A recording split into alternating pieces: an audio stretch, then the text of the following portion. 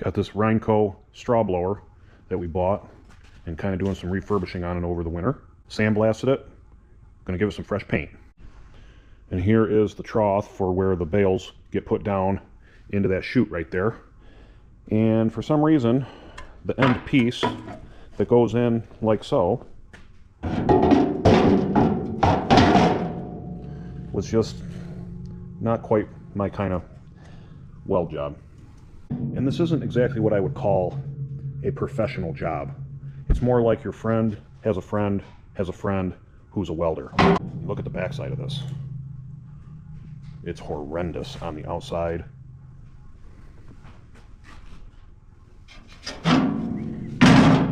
This is absolutely embarrassing.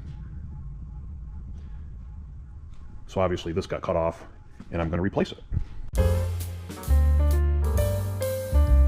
A few hours later, this is what it has turned back into. Nice straight pieces, nice and flat. The hay is going to go into the chute nice and clean, nothing to snag on. And here's what the underside looks like.